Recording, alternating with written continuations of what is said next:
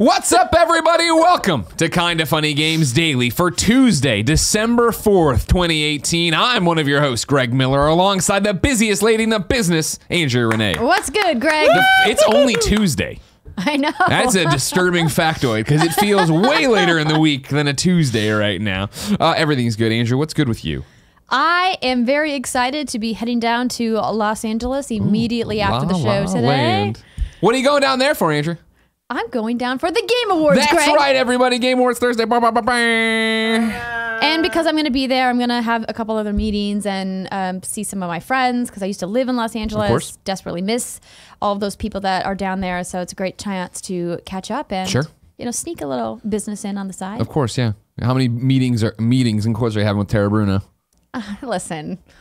Who's counting? Let's not reduce my interactions with her to just meetings. Okay. They're Experiences involving a lot of wine. If you didn't know, ladies and gentlemen, this is Kinda Funny Games Daily. Each and every weekday on a variety of platforms, we run you through the nerdy video game news you need to know about. If you like that, be part of the show. kindafunny.com/KFGD with your questions, comments, concerns, bad PSN names for a little while longer, and everything else under the video game sun. Then tune in to watch us record it live at twitch.tv/kindafunnygames. If you're watching live, awesome. Thank you. You have to keep us honest. Sometimes we screw things up. You need to go to kindafunny.com/you're wrong and tell us what we screw up as we screw it up so we can set the record straight for everybody watching later on youtube.com/kindafunnygames and listening on podcast services around the globe. Housekeeping for you. Andrea is leading a dice round table. Yay! Andrea, tell me all about it. It's really exciting. I'm very honored that DICE and the Academy of Interactive Arts and Sciences have invited me back to lead a roundtable. Last year, I had a really great discussion, and it's essentially where people from around the video games industry get together to have these roundtables of about 10 to 20 people. So intimate discussions about issues from all different facets of the business. So this year, I'm leading a roundtable called The Power of Perception, Managing Expectations for Your Game's Reception. Oh, interesting. I didn't intend to make it rhyme, but it just kind of worked out that way. So essentially, like the description reads, so you want to hype up your game and sell pre-orders like crazy? Well, you'll likely need some influencers, streamers, YouTubers, or games media to help spread the word. But what can and should you showcase that generates excitement without being misleading? What kind of access is not enough or too much? I will lead a discussion on managing gamers' expectations through pre-launch coverage and how to work with present influencers to put your best foot forward. So this is just a what's good seminar. You're just going to say what's good games is the answer to all these questions. Take a brochure. No, it's not though, because what's good games is not the answer for a lot of games out there. For example, we have a big gap in our knowledge when it comes to strategy games, for example. So if you're all about strategy, maybe you don't approach somebody like What's Good Games. And nobody over there knows Pokemon either. Oh, how dare you, sir. Brittany Brombacher is going to fly down here. She burst through the wall like the Kool-Aid Man, talking about Resident Evil and Magikarps. I don't even know what's going on. Oh, yeah, by the way, we uploaded a video this morning because that embargo just lifted. We spent over 30 minutes listening to her talk about her 4-hour gameplay experience with Resident Evil 2. Can't wait for that game. So if you want to check that out, whatsgoodgames.com. It was positive, right? She's a thumbs up on it? Oh, are you kidding me? She's drinking the Kool-Aid, speaking of the Kool-Aid Man, for sure. I think I did kind of push her a little bit to talk about some things that she was a little uncomfortable with. And to kind of extrapolate what that meant. Expound. And exactly. And so it's a really good conversation. And if you guys are really interested to hear about her playtime as a die-hard Resident Evil fan and hearing her compare it to the original, what she likes and dislikes about it, you can watch that at youtube.com/whatsgoodgames, or it will be in the podcast released on Friday. Oh, neat. Oh, excuse me, Thursday, because we're doing Game Awards prediction show. It's just crazy time over here, ladies and gentlemen. There's too much happening this week. Speaking of the Game Awards, our Thursday evening, it is 6 p.m. Pacific time. If you want to watch along with Kinda Funny, you're welcome to twitch.tv/kindafunnygames. You can watch Andy and Tim talk over the Game Awards. Of course, that's cool. You should do it. Andrea and I will be there. We'll be partying with Tara Bruno. We'll see what happens. Jared and I almost talked about this yesterday, but never did, because it's weird to put. When people announce they're not coming, I don't feel like it should be a full-blown Roper Report item. But I wanted to give it. I don't think we've talked about on Kinda Funny Games Daily who's confirmed they're not going to Game Awards. So far, I wanted to give you a rundown of CD Projekt Red, Rocksteady, Naughty Dog, and WB Montreal all say they're not going to be at the Game Awards. More on that WB Montreal stuff coming up soon. Exactly, yeah. No Batman. Maybe we'll get to that. Maybe from somebody else. The WB Montreal thing we're going to get to in the Roper Report. Okay. They're up to shenanigans over there. They're teasing all sorts of stuff. I don't know what you can trust and what you can't trust. So who was the other one? Rocksteady, Naughty Dog. Naughty Dog. So no Last of Us. Oh yeah, I mean, we weren't. No play. I don't think most. I mean, maybe for PlayStation. Maybe you get Days Gone, something there. You know what I mean? But like outside of that, I mean, I would hope so. That game's supposed to be out in April? Sure, but PlayStation has to walk a very fine line now. Of we don't have enough to show to make our own PSX. So how much can they show at this and not tip the scales? Like, wait, if you had all this other stuff, it's going to be. Do we get a Dreams release date? It's possible. That is possible. I think. Maybe. Are you still happening? Yeah, apparently. Maybe we get the Dreams beta that they promised us 2 years ago. That would be awesome. Yeah, exactly. I'm watching you, Media Molecule. Then, of course, Saturday is the Kind of Funny Games Showcase. We have 60 games to show you, and we couldn't be more excited. Come see what we've got Saturday, December 8th at 10 a.m. Pacific on twitch.tv/kindoffunnygames. If you're out and about, you can follow at kindoffunnyvids on Twitter, where we'll be posting each and every trailer as it pops, or catch the showcase later on youtube.com/kindoffunnygames. And, of course, worth pointing out that after our own showcase, we're doing the Kind of Funny Games Showcase after party, twitch.tv/kindoffunnygames. We're all going to probably end up drinking and playing Smash Brothers. Yeah, alcohol. I'll be here. You bringing the wine? Yes, of course. Here's my thing. Got so much wine. Here's my thing. All right. Well, you guys don't have enough. Okay. Just leave it. No, bring your microphone, though. It's a bit we're doing. So you have the #1 contender cat. You can challenge Nick for the title at any time. Right. What I need to know is how many concurrents need to be watching the after party for you to do it and just clown them out. Just take them. I mean, we're going to play Smash, sure, but you can come in and challenge whatever game you want and just take the belt and be fine. Because I feel like we're going to have a lot of concurrents for the showcase. And so if enough of those stick around, right, you got it. I will think of a number. Okay, good. Okay. And let you know. Thank you. Today we're sponsored by 23andMe, Brooklinen, and Robin Hood, but I'll tell you about that later. For now, let's begin the show with what is and forever will be the Roper Report. Time for some news. 5 items on the Roper Report. A baker's dozen. Number 1, as if hearing the universe cry out over the Steam practices, Epic has announced a games store. This is directly from them. For the past 5 years, we've been building tools enabling Epic to bring our games directly to players. We built the Epic Games launcher on PC and Mac featuring Fortnite and Unreal Engine. We built a worldwide digital commerce ecosystem supporting dozens of payment methods, and we gained great economies of scale thanks to Fortnite's growth.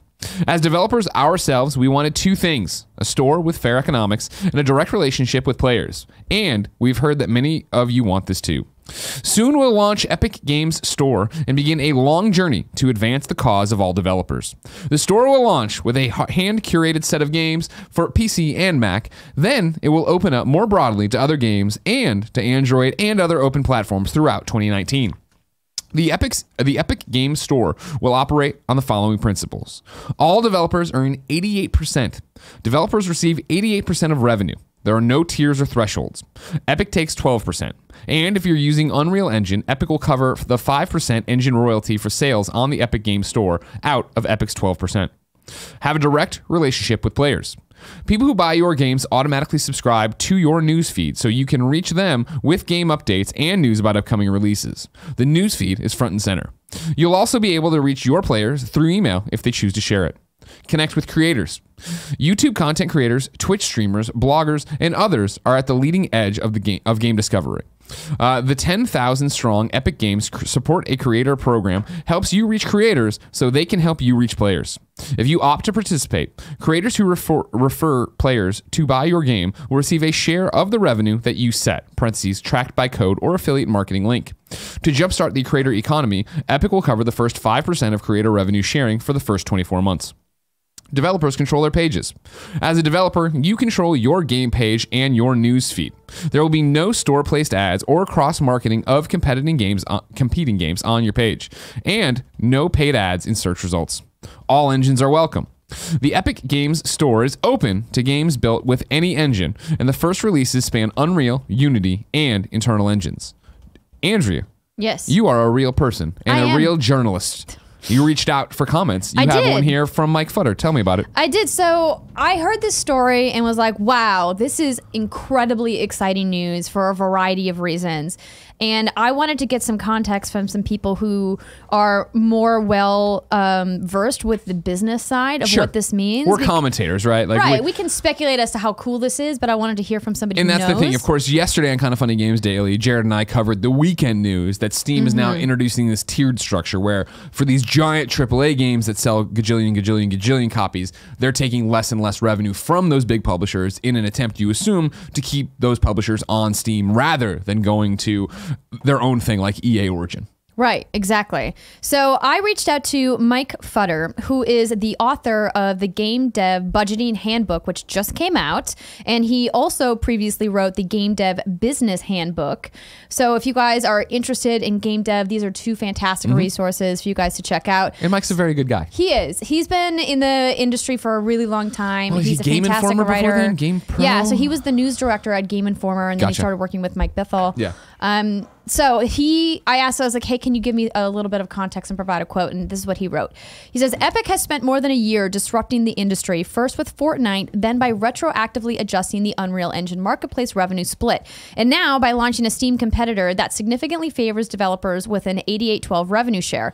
At a time when AAA publishers are walking away from Steam and discoverability is challenging across platforms, Epic has the opportunity to earn a huge amount of goodwill with smaller developers, woo AAA publishers, many of whom it already has relationships with in other capacities, and draw games closer.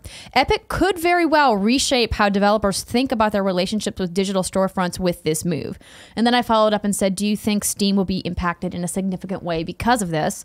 And he said, I don't think it will have an immediate effect on Steam, but it is one more market condition along with discoverability and some unclear messaging around content that's allowed on the platform that will give customers reasons to drift away. I do think that this will spur some tough conversations internally at Valve that may lead to a more drastic change in revenue structure than we saw last week. Very interesting, yeah, because that was the thing yesterday talking about this. Me and Jared come to the conclusion of, this sucks. You know, the fact, it sucks in an interesting way. I understand all the Valve business decisions behind this. Yes, let's keep the biggest people bringing in the most amount of money happy, right? On a single game basis. But then you are really screwing over these indies, right? Who are living paycheck to paycheck, living on couches, you know, working 3 jobs to come home at night to work till 2 in the morning on their game. They also, it'd be awesome to be able to pay it forward to them. And I was using yesterday the example of what we're talking about here with like how Unreal Engine, they announced, hey, we make so much money with Fortnite, we're changing it. It's going to cost you less to use our assets and buy them or sell them even when you sell our share is so much smaller. So to see them come out, this does become a super interesting business move behind closed doors. But what does that mean to consumers and where do we start to go for games? Well, it's going to take a little while for, I think, us to see any kind of trickle down effect, whether this affects, game prices for those smaller games or it maybe even larger games. Maybe it brings the cost of microtransactions or DLC down if they're being able to capture more of the profits on the back end. So I do think it's kind of puzzling why Steam is still holding on to not punishing per se smaller devs, but why not just make this new split across all of the published games on your platforms instead of just some of them? Like, why put an artificial benchmark on it? And if it has to do with how much busy work or paperwork or logistics overhead, what have you, on the back end it's going to cost, then maybe you need to rethink how you're allowing games to be published on your platform in the first place. And that's something that's been brought up in conversation around Steam as a platform for quite some time now. Like, we all know as gamers and people who play games on Steam that the platform can be kind of a shit show sometimes. And there's good sides to that and there's bad sides. I mean, obviously the good part is that it means it's an open platform that virtually anybody, with a few small exceptions, can publish their game on it. That's good, right? Freedom of the marketplace. The downside is, man, there's a lot of shit on there. Yeah, of course.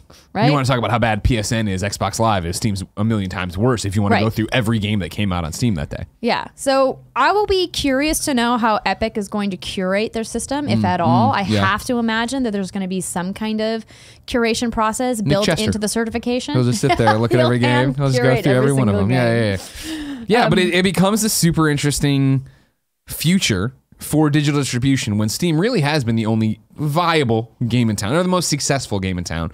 But now you see Discord getting into it and doing Discord first and getting aggressive, right, and starting their own store. And now Epic coming out and be like, well, we have a better, share method in terms of like what's it is in it for the game maker. How that will trickle down, how that will affect things going forward, who knows? And how fast you'll see it, who knows? Right. But yeah, I think Futter nails it with like going to be some interesting conversations within Valve, right? And the fact that they hit such a sour note with that in terms of the internal were, industry gazers or whatever. And now to have somebody come out immediately, someone as big as Epic come out immediately and be like, well, this is how we're going to do it. I didn't think about the impact on a company like Discord with their platform. Yeah. Inherently, what you'll see on Discord and the partnerships that they have will be different than what you'll see on Epic, but it certainly isn't good for Discord that Epic came out and was like, hey, we're going to let you keep so much of your profits. Sure. Why would you want to publish anywhere else? Yeah. And you and I clearly are not the market for this audience, right? We're not PC gamers. So I don't know what the difference is or if there is a pain point or a preference for people when it comes to where you buy your games digitally. Yeah. I know that there are lots of people who prefer to only buy on Steam because then you keep your library kind of succinct in one place. But then other people don't care. They're like, I buy a game over here and over here. Well, Jared over here. yesterday was talking about the fact that he tries to buy everything he can on GOG so that there's no DRM or whatever because that's important to him. And it's like, oh, right, yeah, there are different rules and or not rules, but different like reasons people go to different places. I would be curious to know the amount of percentages of Steam exclusive publishing on PC and how many games published to multiple storefronts on the PC platform. Sure. I can't imagine it's a lot, right? I feel like you would if it's already really a PC thing. You just upload so it everywhere, maybe right? this is a good kindoffunny.com/you're-wrong if you have some insight or if you know of an article that has insight as to... They don't have that kind of insight out there. I challenge them to have that kind of insight. You don't have that kind of insight. Get out of here. Damn. Exactly, right? I'm sorry. It had to be said. Friends, even if Greg you look doesn't. at you're wrong. They're you're wronging things so far that haven't even happened in the show. Whoa. And then one person's saying I'm not dressed in a shirt and tie. I know. It's showcase week. I'm tired. Too tired to put on a tie. That's not what you're wrong is for. I will tell him, Kevin. Woo! Number 2 on the Roper Report. Pokemon Go is detailing trainer battles. We knew these were coming. We still know they're coming. It's coming soon. But here's the actual 2 graphs on what it's all about. In trainer battles, trainers will create a custom battle party made up of 3 Pokemon to compete in real-time battles against another trainer or Pokemon Go's team leaders. Trainers will be able to unlock a new charge attack for all Pokemon, adding an exciting new strategic element to the game. In addition, a new Protect Shield mechanic has been introduced to give players an opportunity to defend powerful attacks in a trainer battle if timed right. Trainers that are not together in the real world can invite each other to participate in friendly trainer battles through a new battle code invitation system.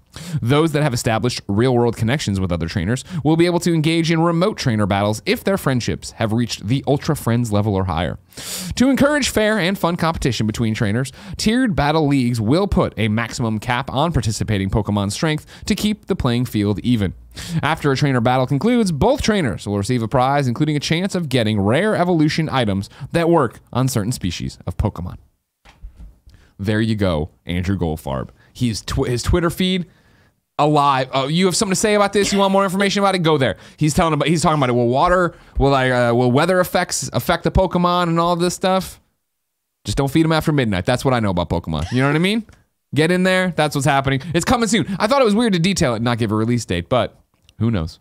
Maybe they're saving it for the Game Awards. Bam. Here you go. It's out right now. Leave the Game Awards and go get yourself a trainer battle right now. Exactly. Yeah. We'll see.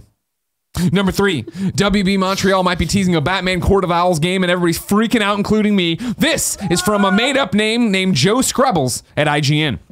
Warner Brothers Montreal assistant producer Valerie Vinza has tweeted a picture of a t-shirt featuring a logo that's extremely similar to that of the Court of Owls and pointedly redacted the name of the game she's working on. It's led some to believe that a Batman game centered around the shadowy group is on the way. The idea of a Batman game coming out of WB Montreal is lent credibility by the fact that we know the studio has been working on 2 games set in the DC universe. It wouldn't be new ground for WB Montreal, which previously made Batman Arkham Origins between Batman's Arkham City and Arkham Knight. And Greg Miller interjecting here, remember, Batman Arkham Origins, a great game. Underrated, because a lot of people wanted to poo-poo it wasn't Rocksteady. It was a great Batman game. It had the best boss fight of the Batman 4 games. Deathstroke. It was awesome. Oh. And I'm not including the don't try to Euro on me. I'm not including the Vita game, the DS game. Get out of here. Get out of here with that. What about the VR game? Are you including that? You know what? I didn't, but I would in terms of like the Arkham Legacy. But you know what I'm talking about when I say the 4 games. Yeah, okay. Just don't expect to hear any more about the potential game at the Game Awards. Creative director Patrick Redding has said that WB Montreal's team won't be at the show, but will be showing off its work to Warner Brothers partners. Here's 2 tweets from him. If I wanted to be shameless and misleading, I'd casually drop that a few of us from Team Redacted will be in LA this week at the same time as the Game Awards. But truthfully, we're not doing the glamorous part of the job just yet. We're heading down to meet with our WB partners and showcase the team's hard work and share our excitement. I know how anxious the fans are to hear something. Please be patient.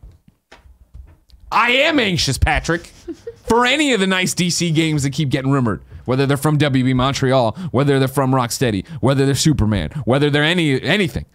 Anything, Andrea. Anything.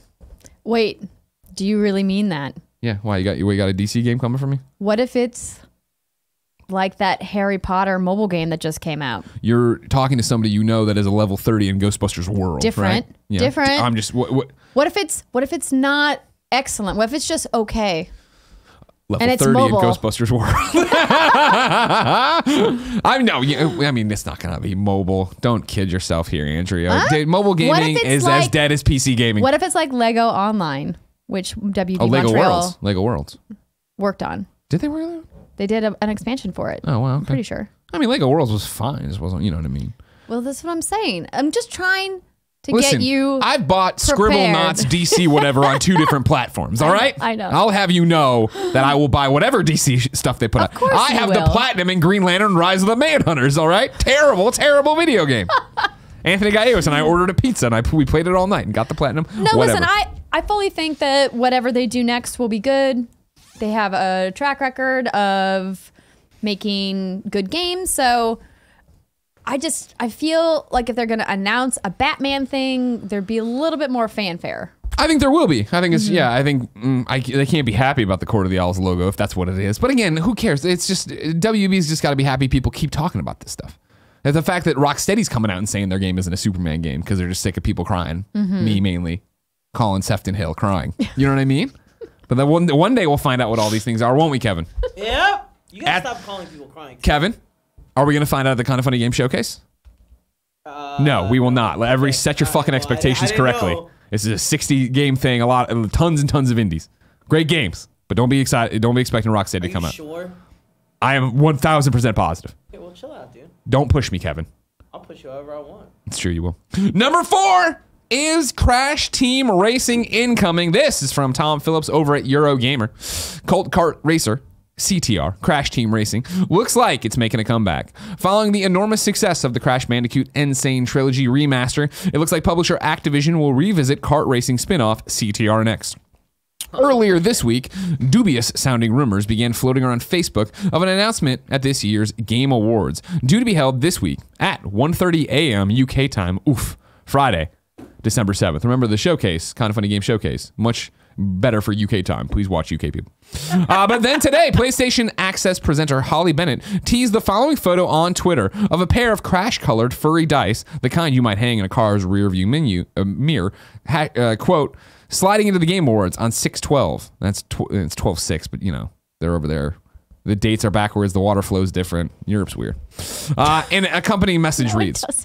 It does. EuroGamer understands this tease to be the real deal, and Activision will make its CTR remake official later this week. It's no Mario Kart, but it'll keep us busy until Nintendo hits the track next, which I believe... I never played CTR, but I know many people believe CTR to be better than Mario Kart. Shots fired by Tom Phillips. Do we call Tim Geddes? Yeah, sure. You Okay. should call Cheeks Jr., man. That guy's the expert. If I wanted to call Cheeks Jr., you know what I would do? Punch myself in the face. Oh! All right? Yeah. Oh. All right, get it. He sucks. Dang. Cheeks, I'm sorry. No, we love Cheeks. Greg is I a owe him little a pizza. overworked I right owe him now. a pizza. He's stressed out, and sometimes when we're stressed and tired, we say things we don't mean. No, he says this stuff regularly. Tim Geddes, you're on the Kind of Funny Games Daily with me and Andrea. How are you? I'm very good. How are you? I'm good. Are you tired? No, I'm somehow getting sicker. I don't know what. Oh, no. So we'll stay away. How's the showcase coming? You gonna get that done before you die? It's going well. I am not going to be able to do the Game Over Greg show today. Okay. You know, it's cool. Kevin's booing you from the other corner. Yeah. Hi, What's up? Tim. Andrea says hi. Hi, Andrea. How do you feel about this CTR? Did you see this Crash Team Racing? Dude, here's my thing. I was literally just crafting a tweet as you called me about this. It's too good to be true. I just can't believe it. You know what I mean? Yeah. It's like Can you turn the volume it up? seems real. You see those fuzzy dice, hear you're like, okay, we know what this is, ladies and gentlemen. But it's like until I see it with my eyes, what did I do to deserve this? You know what I mean? Totally. When I got the trilogy, I was like, this is fucking insane. This a remake of Crash Team Racing? No. No. A bridge too far. I don't know, man. Yeah? Santa's always watching, though. You know what I mean? I do. Santa's always watching. I thought he said Samus. I was like, I guess, yeah, Samus is always watching. No, not Santa. Santa. Got it. I feel like he's been watching me, and he's like, you know what, Tim, you weren't a naughty boy this year. You've been a good boy. Yeah, you weren't naughty. You were nice, yeah. Yeah, I was nice. I can't wait for the Game Awards. Yeah, everybody can watch it live, see if Tim freaks out. Like I said, twitch.tv/kindoffunnygames. We'll be doing a watch along over here. Let's go. All right. We got to believe. Save the attitude. All right, we'll talk to you later. Feel better, and then also figure out how we're going to film those 2 things we need to film if you're sick and not here. Yeah, tomorrow. Okay, cool. I didn't know if that gave you enough time. Yep. All right, love you. Kisses. Bye. Don't bring up Cheeks Jr. tweets. All right, Kevin? He's crying. He's crying, the coward. I don't believe it. I don't believe he's crying over there, all right? He's saying he's crying. There's no photos of him. All right? Show me a photo of you crying, Cheeks Jr. You know he doesn't photograph well. Nobody photographs well. We're all hideous people. Disagree. Okay, Andrea looks great, but we're all hideous people. Number 5, Bethesda is replacing those Fallout 76 nylon bags that were a about thorn in their time. side. This is good. Bethesda tweets out, "We are finalizing manufacturing plans for replacement canvas bags for the Fallout 76 Power Armor Edition. If you purchase the collector's edition, please visit this website. You can get it off their Twitter and submit a ticket by January 31st, 2019. We'll arrange to send you a replacement as soon as the bags are ready." How are the bags? Huh? They advertised that they were going to provide a nice duffel canvas bag to hold your Power Armor helmet in with the collector's edition, and then when they actually shipped with a very thin, flimsy nylon bag instead of the canvas bag, which in hindsight, not like the worst thing that the bag was not super luxe because the helmet is really the draw. But if you tell people you're giving them a canvas False bag and then you advertising. give them a nylon bag, that is no bueno. No bueno indeed. difference there. Yeah. It's called false Yeah. advertising, It is. and the government does not like it when you do that. So No. they had to do this. Make Yes, good. they had to get moving on that, and just to try to solve this Fallout 76 conundrum they continue to put themselves in. From Your Wrong, I'm seeing Steven here say that there is currently, right now, breaking rumors of a Metroid Prime trilogy Switch leak that's Let me making look. its way right now. Aaron follows up to say it's from a Swedish retail site. Of course, this has been a rumored thing forever. It's been what we've been predicting for the Game Awards as well. Everybody stand tall. I don't know. Very tired. Jumped off the trapeze there. Didn't have anything to grab onto. It's okay. Thank you, Kev. I'm looking to You look at see, it. if there's a reputable site that's No. That's That's all you had to do. We just put it out there. The news is out there. And we'll follow it up tomorrow. there's you know what I key mean? art. Okay, well, yeah, anybody can make key art. Kevin, make me some key art. He did it right there. Andrea, I'm excited at the possibility of Metroid Prime's trilogy coming to their Nintendo Switch. But even if it does, it's still so far away. If I wanted something more confirmed, like say real games that are out in mom and grop shops today, where would I go? Why, Greg, you would go to the official list of upcoming software across each and every platform as listed by the Kinda Funny Games Daily show hosts each and every weekday. Yeah. Out today. Destiny 2's Black Armor for annual pass holders for the Forsaken thing is out. Expanding on Destiny 2 Forsaken, the most transformative moment in Destiny history. Annual pass and Black Armory kickoff, a new approach to content delivery, creating a world that is constantly changing and evolving as updates continue to unfold. Week 1 grants Guardians access to the Vulgar Forge, a brand new cooperative activity that will enable players to create and claim new weapons. Week 1 of Black Armory also features a new raid experience in a new setting. Kevin, I asked you to create key art and you created this. Done. It's definitely See? key art. Told you that was easy. Nailed it. Very simple. Good job, Kevin. Are you jumping into Destiny 2 tonight to get into this? No, because I'm going to be in LA. I'm not bringing my... You're not bringing your system down there? No, I mean, I'm there for Fake just fan. a couple nights. Fake Yeah, fan. fake fan. The internet was right. Fake fan. How dare you? How dare you? How dare you, sir? But are you excited to get back to it? Yes. So I was playing this weekend. So I jumped back in after taking a couple of weeks away to play some other stuff. And it was a little lonely because nobody was on. Because I think Everybody's playing everybody. Red Dead? Yeah. Well, not Even just Red Fran? Dead, but like, no, I didn't even see Fran on. But in fairness, I was playing like Saturday night, you know, the time when everyone is Sure. out doing things like adults do. Yeah. But I was just getting, you know, my groove back, so to Sure. speak, and getting warmed up. But I'm ready. I'm ready to jump in. I have a lot of work to do because my light level is not high enough. I have a lot of grinding. What level are you at right now? 540. Yeah, 600 is what I saw Destin talking And about you today. can now, and there you can infuse up to 650. Whoa. Okay. Whoa. So yeah, I Kevin have has a no long idea way what to that means. go. And the problem is like That's crazy. there's only so many ways to earn powerful gear on a week-to-week basis, and so they really kind of handcuff you in your progression. You have to keep coming back and logging in week Gotcha. after week, which is obviously great for players who want to only play Destiny, but that's not me right now. Yeah. But come like January, I'll have lots of time to play. Sad. Assassin's Creed Odyssey gets its DLC. Episode 1 of Legacy of the First Blade Hunted drops today. I'm going to be all over it tonight. See, that's what I want to be playing too. It's not enough hours in the day. Arcus Path VR comes to PSVR and PC. Altair Rona, the Alchemist of Arlan DX comes to PlayStation 4 alongside Atelier Totodori, the Adventure of Atelier Arlan Tottori. DX comes to PlayStation 4. Battle gosh. Princess Madeline comes to PS4. Beholder 2 comes to PC. Betty Bat's Treasure Hunt comes to PlayStation 4. And you bet your ass, Kevin, you're getting me a trailer right now for Betty Bat's Treasure Hunt PlayStation 4, because that sounds like I'm sniffing like a pig hunting a truffle. I feel that sounds like a good platinum to me. You don't think it's like a lady bat who's looking for treasure in a cave? No, that's exactly what I think it is. I want to know, is it looks super simple and it's just a platinum cash-in? He is the pig sniffing the truffle. Yeah, it is. Command and Conquer Rivals comes to iOS and Android. Emerald Shores comes to PlayStation Vita. It lives. Escape Game Aloha comes to PlayStation 4. Gear Club Unlimited 2 comes to Switch. Gnome's Garden New Home comes to PlayStation 4. Gods Remastered comes to Xbox One. Gwent, the Witcher card game, comes to Xbox One and PlayStation 4, actually. Just Cause 4 comes to PlayStation 4, Xbox One, and PC. And Henry from Sydney interrupts the list by writing into kindafunny.com/KFGD and saying, Just Cause 4 is out today? Hey guys, is it just me, or did Just Cause 4's release come out of nowhere and at a time when it will be totally squashed by Red Dead Online and soon Smash? All I've heard about the game were Kevin's brief impressions. Otherwise, no hype at all.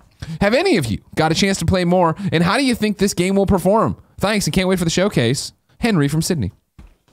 I don't know when I'm going to be able to get into this, but Square very graciously provided me with a code to play. I hosted a panel for them earlier this year with some of the guys from Funhouse, and they had a really fun gameplay video. Yeah. The game looks wild. I mean, it's Just Cause, right? Yeah. So So much fun. you're blowing stuff up. You're going into these kind of epic firefights, and it's cool. Rico's back. There's a giant persistent tornado that's always in the world, which That's is really weird. cool. I like that, but that's weird. I like it a lot. Yeah, Tornadoes I mean, usually You in. can like fly into. Well, it's because like in the world they're like fucking around with the weather and stuff.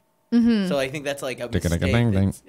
yeah, there's a bunch of weather systems that they have overhauled. I mean, basically this podcast, Just Cause 4. this is the game you play if you're looking to blow off steam and have a good time. That's how Kevin plays it. Yeah, when did you get your code? I don't remember. Okay. My code rolled in like, I don't know, Saturday or Sunday, and it was like, hey, embargo's Monday morning. And I was like, what the fuck? That's a weird way. That's a weird way to roll this one out. I think that Betty Bat's Oh yeah, Treasure Betty's Hunt. bat looks good, Kevin. Show the kids. Hit that play button here. Here we go. If you're an audio listener, oh yeah, this looks like. Tired of living in caves, the bats of the world collected enough gems to buy a castle big enough for all bats to live together. Since Betty Bat was the fastest, they asked her to travel. Oh, he went forward. Is it just a visual novel about Betty the bat getting I'm out? not touching The it. other birds can't steal gems, but they'll do their best to slow Betty oh, down. there so we- Betty oh, is a, yes. So Betty is a bat. Oh my goodness, this definitely. Side-scrolling. Show me the platinum on this one, ladies and On gentlemen. screen, there are other birds. We got a parrot. We got some birds. Betty's stealing got the a- bugs and gems from the other which looks bats. like a robin, maybe. Oh, Kevin. Kevin, I'm going to need you to find me the Betty Bat trophy list, all right? This is amazing. Exophase.com would be good. PlayStation Trophies.org would also be good. You can also just put in Betty Bat's trophies. You might come up with it. Yeah, I don't know what's up with Just Cause. It feels like it didn't get enough hype leading up to it, and then it was a weird drop to. Maybe for Square, I'm just in the influencer bucket, so they didn't give me the long review. But again, I see the reviews I've seen going up seem like it's more progress reports rather than like reviews in progress. I don't know. Well, it's a massive game, right? So the open world is really. I can't remember the exact verbatim that they use for how big the open world is compared to the previous one. That's a good kindoffunny.com/you're wrong, but. I would imagine that people haven't gotten enough time to fully explore everything and try all the systems out to do a just an interesting one. Yeah, there's a lot of competition right now. Kind of flew a little under the radar. I do feel like that's going to hurt it in the long run, but we'll see. Just Cause has always been a game that I feel speaks to some people and just hangs out. Following, though. Yeah, exactly. Oh no, it's got a cult following. Yeah, I just don't think it ever breaks in the mainstream because it always seems like it comes out in this same time period. We'll see. Continuing the list now. Just Deal With It's on PlayStation 4. Life of Pixels on PlayStation 4 and PS Vita. That smells like a good platinum too. Monica Ea Garda dos Colijos is on PlayStation 4 and Xbox One. Sorry, everybody. Monster Boy and The Cursed Kingdom is on PlayStation 4, Xbox One, and Switch. Mutant Year Zero Road to Eden is on PlayStation 4, Xbox One, and PC. Override Mech City Brawl is on PlayStation 4 and Xbox One. Persona 3 Dancing in Moonlight is on PlayStation 4 and the PlayStation Vita. It lives. Persona 5 Dancing in Starlight is on the PlayStation 4 and PlayStation Vita. It lives. Prison Boss VR is on PSVR. Subnautica is on PS4 and Xbox One. Throne Breaker The Witcher Tales is on PS4 and Xbox One. Toki is on Switch. Operation Wind Bastion, the fourth and last season of Year 3 of Tom Clancy's Rainbow Six Siege, including new operators and the new Fortress map, is now available for PC, PS4, and Xbox One. And then, Women in Gaming, a book. Women in Gaming, 100% Professionals of Play by Megan Marie is out today as well. Here is the synopsis. Women in Gaming, 100 Professionals of Play is a celebration of women's accomplishments in the video game industry, ranging from high-level executives to programmers to pro gamers. This insightful and celebratory book highlights women who helped establish the industry, women who disrupt it, women who fight to diversify it, and young women who will someday lead it. Featuring household names and unsung heroes, each individual profile plays an important role in the gaming industry. A select few of the remarkable women included in this book are Ashley Birch, Emmy-winning writer and voice actress; Carol Shaw, early industry programmer, designer, and industry icon award recipient; Tracy Fullerton, designer and director of USC Game Innovation Lab. Now I'm picking and choosing. Any friends of the show? No. Perrin Kaplan, former vice president in marketing for Nintendo of America. Gotcha. She's great. My wife is in the book too. Genevieve Saint-Onge. That's right. My friend Annette Gonzalez is in the book. Jessica Chobot, Keza McDonald. The list goes on. There's tons of amazing women in this book. And it's I'm a really really excited nice book. to get it. Yeah, when Jen got her copies at the house, I was paging through. I was like, man, this is so good. And then I put it on the desk. And then I took photos of it today. And there you go. It's out now. You can get it from Prima too. Probably one of the last things you'll ever buy from Prima. New dates for you. Oh, and here's an interesting one. New dates for you. Toe Jam and Earl Back in the Groove is on Nintendo Switch, PlayStation 4, Xbox One, and PC March 1st. And ladies and gentlemen, we have our first leak of the Kind of Funny Game Showcase. Now we're a real thing, Kevin. Now we're a real show. Cool, bro. It happens though. This is the funny. Tell me who did it. Well, they did. I talked to them extensively about it this morning, right? And it's fun because now that we're on this side, like I'm making it happen, I understand like what it is, right? So Toe Jam and Earl, Back in the Groove, one of the new dates we're going to announce still on Saturday. Act surprised. And we have a different trailer and we have a cool intro for it and stuff like that. So act, oh man, March 1st, that's crazy. But I was incredibly confused this morning because I woke up, Andrea, and saw the PlayStation EU Twitter account being like Toe Jam and Earl blog post, and the release is getting announced this weekend. I was like, oh, did they mention us? And I clicked on it, and sure enough, second to last paragraph, and you can find out the release date at the Kind of Funny Game Showcase Saturday. I was like, hell yeah, nice job. And then I went to check the American PlayStation blog. That paragraph deleted. Headline completely different. And I was like, Sid fucking Schumann, you're gonna tell me you would do this to me? Yeah, call him up. You would attack me this way? And so I had already retweeted the PlayStation EU one, right? And somebody responded to me with the Reset Era link thread of the release date, and I made it look like a leak. And I was like, uh-oh. And then I click through, and then it's like, oh no, they've officially published the trailer. I went into my email. There was an official press release. hit up the development team and the developers, right, who were super apologetic and sorry. And what it is that they wanted to get the game up for pre-order on the PSN, right? And when you do that, you need to put in a release date. And so at like the 11th hour, it was noticed that like, oh wait, to do this the way we have to do it for like the rollout of the game, we're gonna have to tell them the release date. And actually, if we're doing that, we have to push the trailer and we have to do the news and do the blast and everything else. No, they don't. Hey man, talking to you about what I'm told and what they were told. All right, how this all worked out. They could just not tell anybody and then wait. Hey man. And then if somebody discovers it's different, right? Then that would be like a hey. But you understand, they want to own the beat. They want to own their marketing beat. No, I get it. Yeah. I'm just disappointed for you. Oh, don't be, please. Okay. There's 60 plus games in this thing. Like, Dude, and it's don't gonna get me be wrong. so good. There is a joke in the Kind of Funny Game showcase where we're like, and here's a whole bunch of unseen. Well, it's just for the best friends. There's a whole bunch of people are going to watch this. They're never going to see this. Hey, watch this thing, and then we're like, but we know they might be leaked. We understand how this works. We knew. First off, we knew this was going to happen, and I'll tell you right now, this won't be the last. This will not be the last thing that gets screwed up before the showcase. You got some days to go. 4 days. You're telling me we're trying to release games at the showcase and they're not going to be popping on a ratings board or whatever? I know Reset Era and GAF and everybody else is going to get this. It doesn't matter. We're still celebrating on Saturday. And I don't think any of the big stuff will get leaked. He said, crossed. Go ahead and clip this out when everything goes down. Time for reader mail. But first, I'm going to tell you about our sponsors. 23andMe is the first sponsor. And right now through December 25th, 23andMe DNA kits are on sale. 23andMe helps you understand what your DNA can tell you about you and your family's story. It's named for the 23 pairs of chromosomes that make up your DNA. 23andMe Health and Ancestry Service includes 90+ personalized genetic reports that offer DNA insights on what make you unique. It is easy to do. You simply spit in a tube provided for you in your 23andMe kit, register your sample to your personal 23andMe account, and in a few weeks, receive your personalized online reports. I've already done it, Andrea. I'm very white. As I've said before, say. I know. 52.5% British and Irish, 17.2% French and German, and then a whole bunch of other European stuff right there. That's why I do such a good accent. Oi, governor! You can do it. Learn about yourself, learn about your family, meet other family members who share this. I got like second cousins and stuff apparently using this thing. It's crazy. Now through December 25th, you get 30% off your 23andMe kit. Order your DNA kit at 23andme.com/games. That's the number 23andme.com/games. Again, 23andme.com/games. Brooklinen is the next sponsor.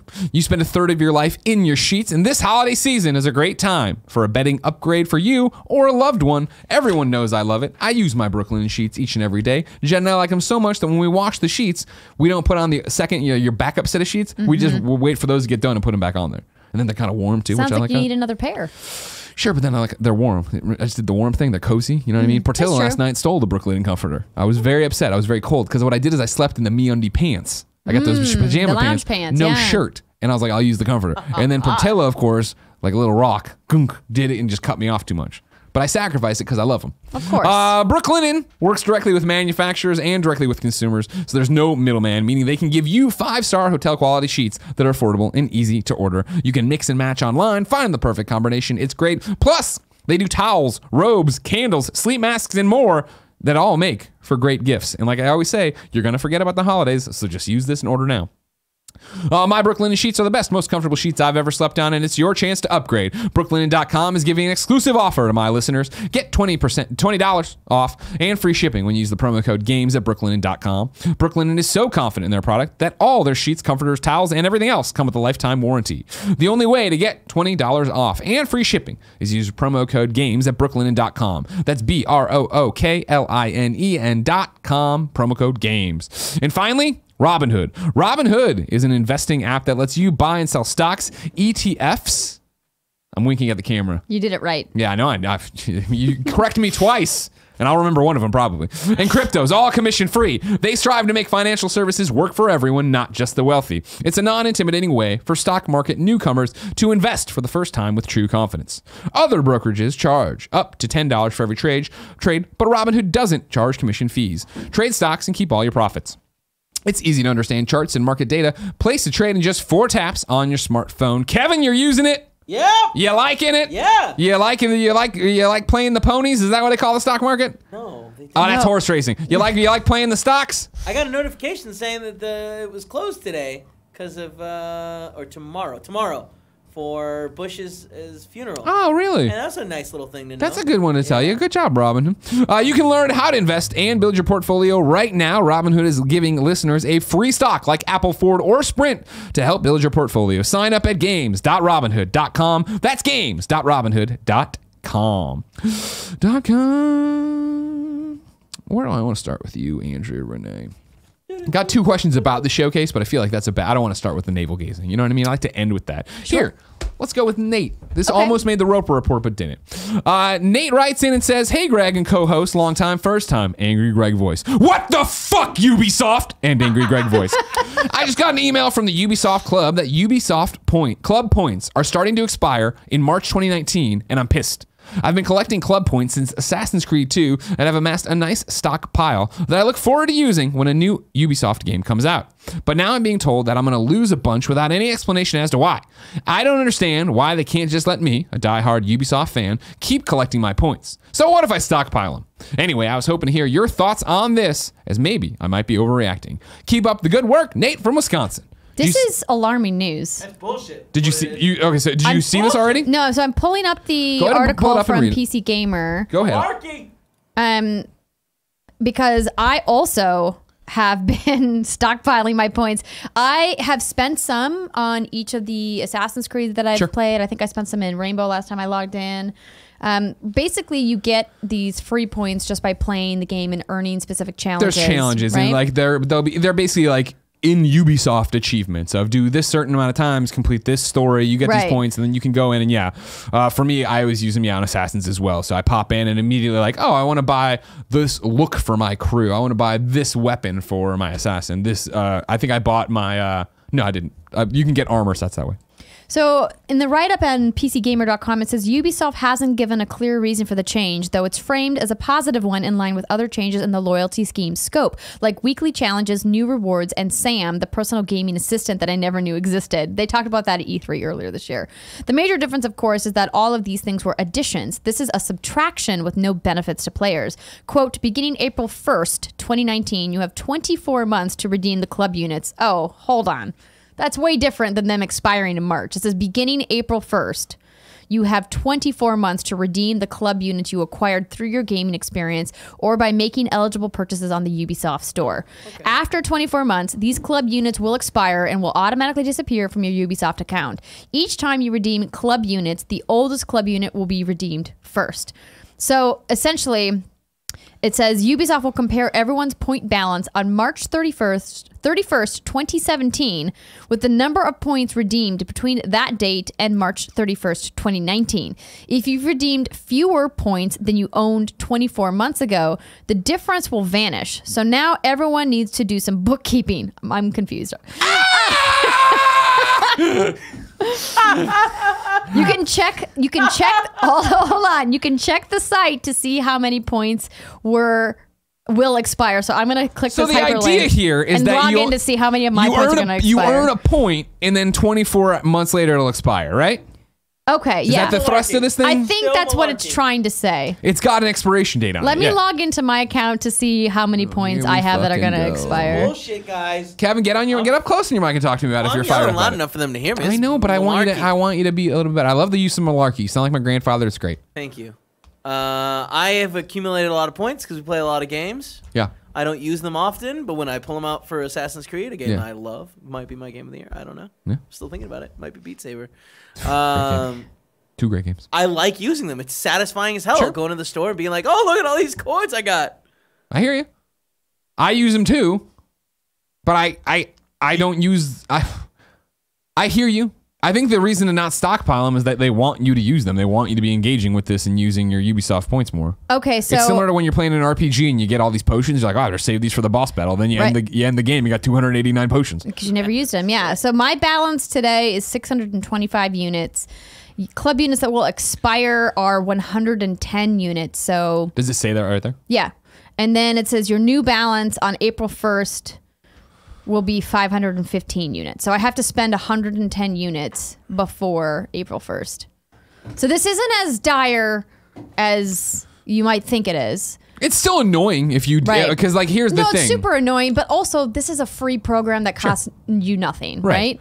So I think they're just trying to say taking it away now. Right, but like, hard to do. I think this is actually really good because it's going to incentivize people to log in and actually use their points. But Assassin's Creed already incentivized me to incentivate. No, I'm with you, Kevin. I also spent points redeeming things specifically for Odyssey as well, but maybe. Where do I go to? Where do I go? So it says here, it's welcome.club.ubisoft.com/en-gb/units. There must be like a redirect on the main page, but I just clicked the hyperlink that was in the PC Gamer article. Okay.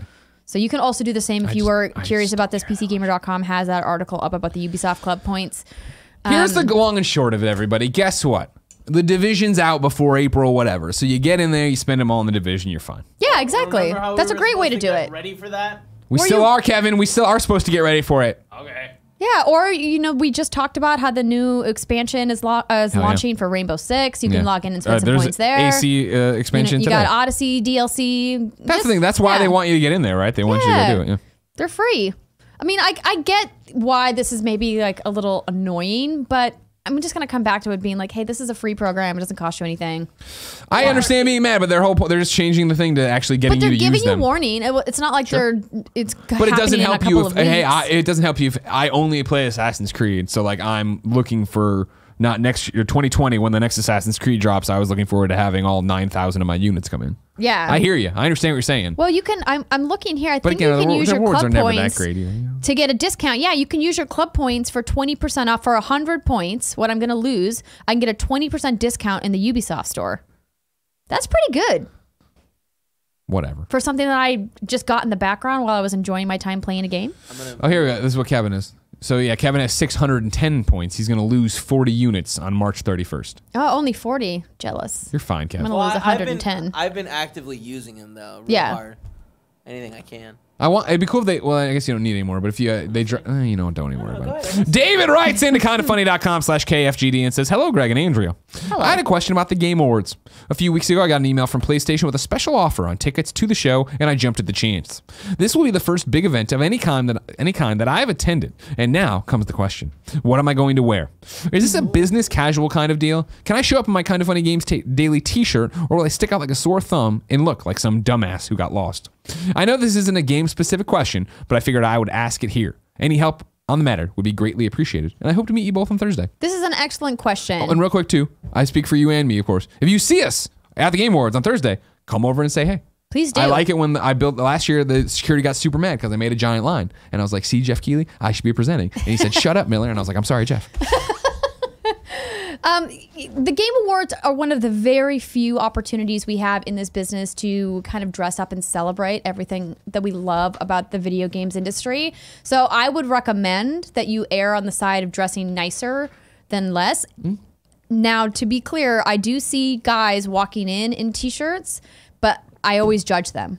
So if you're gonna wear your Kinda Funny t-shirt, do it with a blazer. Ooh. A suit jacket, a sport coat, what have you. I hear. And then you wear a fly pair of sneakers, and then you're good to go. That's like the video game uniform. Exactly. Yeah. But you're ready to present on stage there. Right. But Phil Spencer could be like, oh, my arm hurts. Can you come up and announce Crackdown 4? You're like, yeah.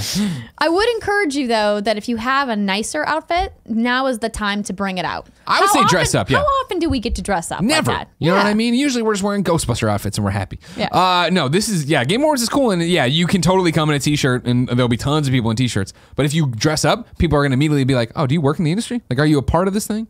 And you're like, no. Differentiate yourself from the peasantry and up your game a little bit. I believe in you. Step your game up, PSP. Yeah, we're going to be dressed up. Hell yeah.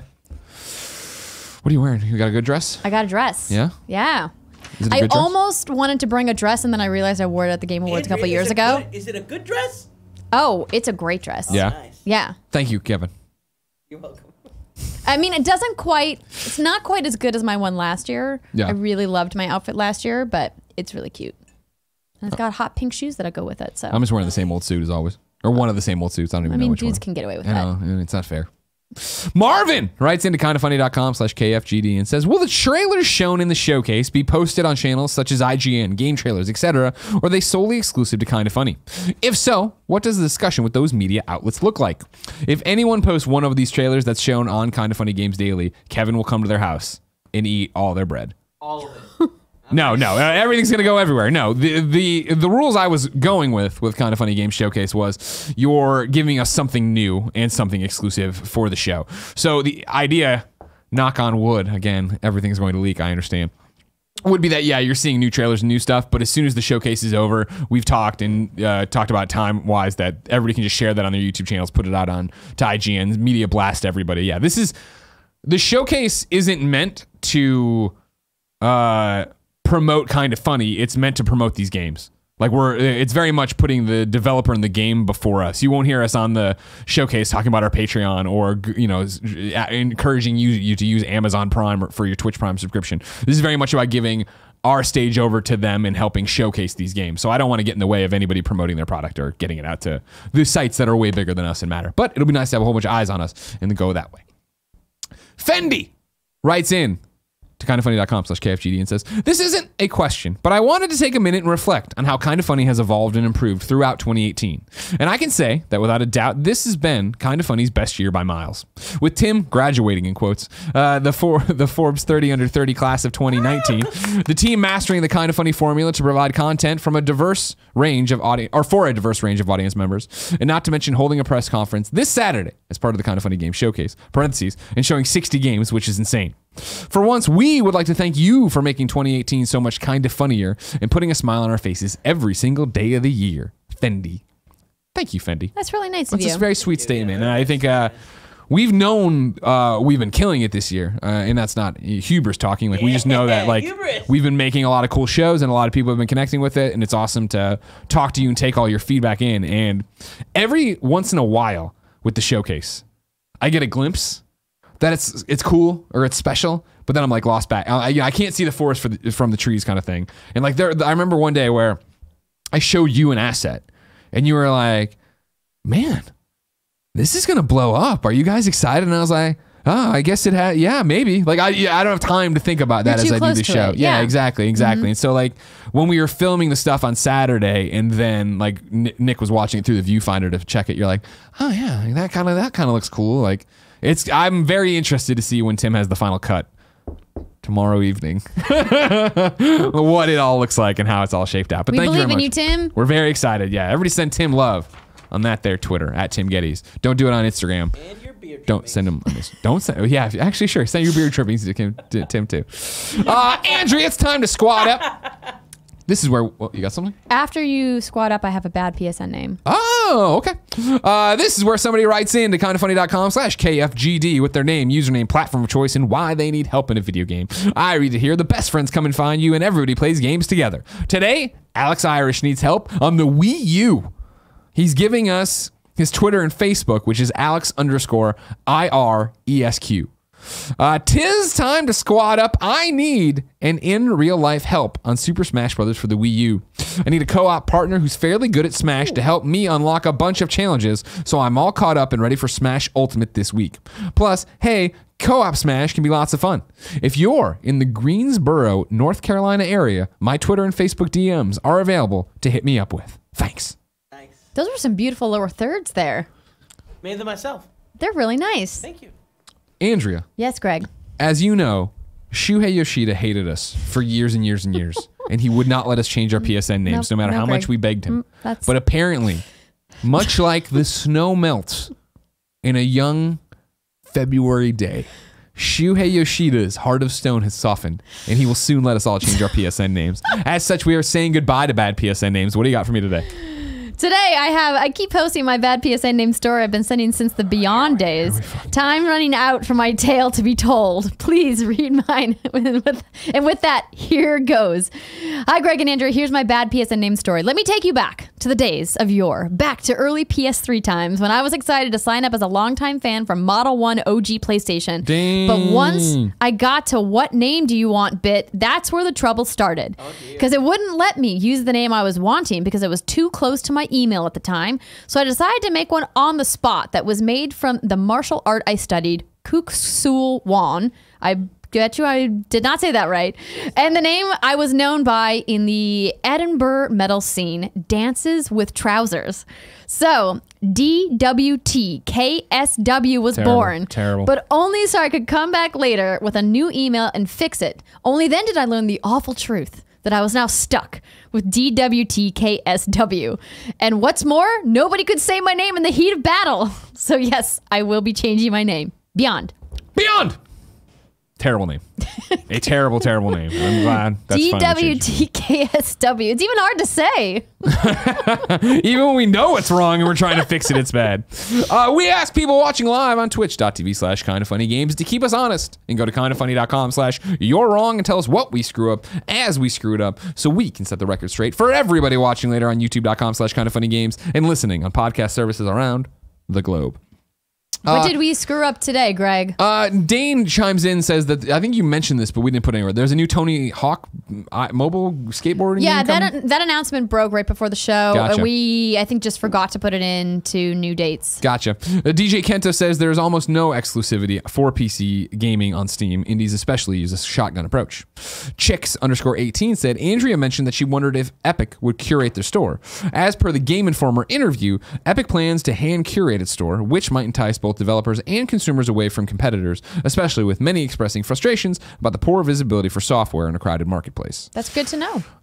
Thank you. Kebabs pops in and says, it's worth noting that the 2 new Persona dancing games today support PlayStation VR. Good call. Oh, interesting. Ben from Bangor says, Greg, you forgot that out today is the new Hearthstone expansion, Rastakan's Rumble. So there you go. That's weird. I didn't get a press release Dorks. for that. Aramo says, seems like in Canada, the rules for Ubisoft points are a little bit different. This is a quote, beginning April 1st, 2019, any new club units you acquire will expire 2 years after the acquisition of the last day of each month. Don't worry, club units acquired prior to April 1st, 2019 will not expire pursuant to this new rule. Oh, interesting. Everybody take your points, invest them in Canada. That's what you got to do. Why wouldn't they just do that everywhere? Canada's different like that. You can't take away something you give. And that's all I'm going to admit that we were wrong about today. Okay. All right. If you didn't know, ladies and gentlemen, this has been Kind of Funny Games Daily each and every weekday. On a variety of platforms, we run you through the nerdy video game news you need to know about. If you like that, watch it live, twitch.tv/kindoffunnygames. Watch it later, youtube.com/kindoffunnygames. Listen on podcast services around the globe. And, of course, be part of the show, kindoffunny.com/KFGD. If you like what we've been doing this entire year and our entire lives, go to patreon.com/kindoffunnygames. So much cool stuff coming. If you thought 2018 was something, wait till you see 2019. Hey, Kevin, you excited about that finishing the showcase and then doing a giant stream in January to celebrate our anniversary and like change everything? I hate it. No? Okay, that's going to be fun. Tomorrow, it'll be me and Gary Witta. Thursday, Tim and Jared Petty. Friday, Tim Geddes and Andre Seegers from Game Explain to celebrate the launch of Smash Brothers on that there Nintendo Switch. He's great. Until next time, it's been our pleasure to serve you.